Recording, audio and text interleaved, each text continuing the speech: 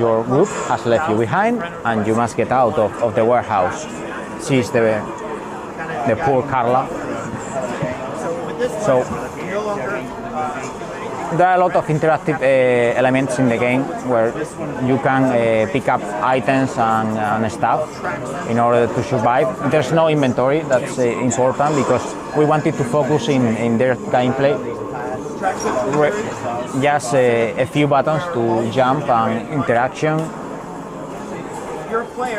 and to make it more accessible for not casual gamers, but the all hardcore players. Did you push that over yourself? Yeah, you can set barricades. That's very important because zombies can open doors, can break through the windows, and sometimes you will find barricades that you can set like blockades. As you remember, okay, they want to enter and they're really dumb, so when they're alone it's almost funny because yeah, the game itself is told through silhouettes. It's not only an stylized decision, but also it helps us a lot to define the gameplay area. All the line of game is this hard shadow 2D old school gameplay, but the landscape and the background itself is very detailed because that's how Randall sees his world. All the shadows are former shadows of their former selves, and Randall himself is living in a dying world, but this world will keep going without us, so that's kind of a metaphor of how Randall sees what's happening to him. It's quite a deep narrative experience, actually, but of course you can always crush zombies with the box. At the end of the day, yeah. And that used up some of that blue meter then? Yeah. That used up some of the blue meter? Yeah, you have stamina, for example, because you can sprint and you can do some athletic feats and combat moves, but now the important thing is to get to the basement and avoid the falling zombies. Oh. Well, they have a tendency to do that. Right now in the demo they are not activated, but zombies are quite resistant, so don't expect them to die from that. Of course, okay, we know that we can interact with the scenario, but if you are intelligent enough and you are fast, you can use these elements to your advantage, which, as I told you, the environment is a character, and that means that it's ruthless and very deadly, but that's the same for everyone. Okay, your group has managed to arrive to the parking lot and they're escaping.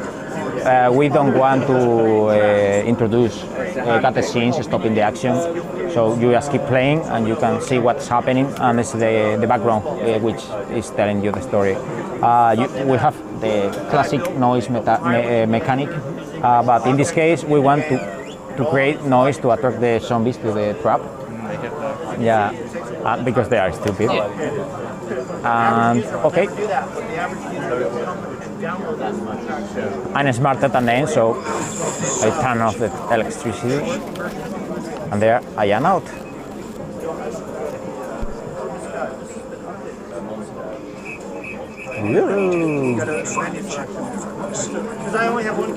I can sprint, but if I sprint against, for example, a closed door or even enemies, I will tackle them. Oh. Okay. This is a secret corridor, and in this passage I found well, this is the 80, so that's a handheld mini game. You can actually play them later. So the health is for partial damage. When, for example, if you fall from this height, you will survive. You will take damage, but we don't kill you because that's unfair. But that doesn't mean that you will survive a zombie attack. And sometimes the zombies, they don't bite you. They just a slash, and you can survive a slash.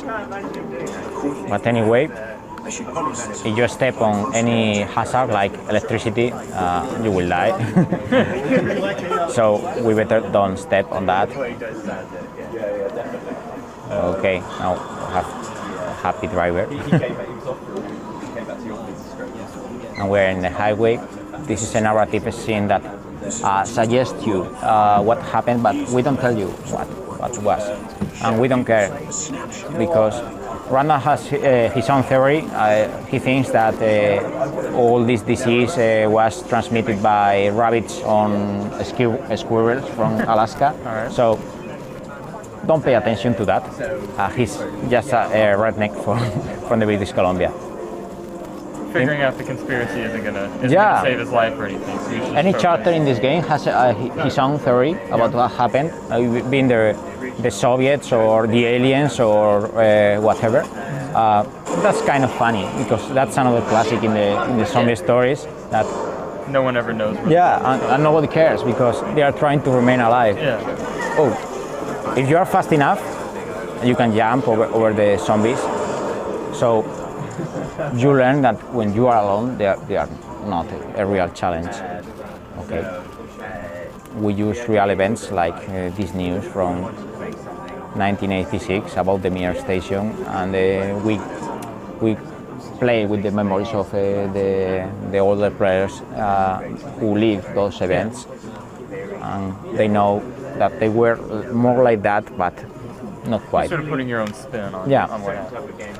Okay, now I have an axe, which is always a good thing, but in this game, weapons are more like tools. So I can, for example, unlock doors and windows. But of course, if I have an axe, I want to kill things. So in this case, killing a single zombie is really easy. Just push it back, make it fall, and when they are on the floor. Yeah. That's easy, but most of the time, zombies are in groups. So, as you are going to see, it's not about killing the enemies, but being smarter than them. So in this case, one less. Oh!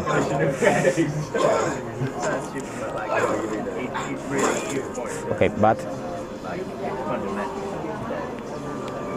if I try to kill all of them, oh, a decapitated one. Lucky hit.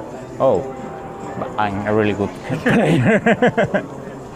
Okay, the example here Usually doesn't go that well. Yeah, I have been lucky, but while you are attacking one, the others will grab you because they never stop. Yeah. And that's the demo. Later, you will find a lot of different environments. You will find firearms. You will find other survivors, and with all of this will dip you in the narrative and the story of Randall Wayne and Deadlight. So we hope you enjoy the game, which is going to be released this summer.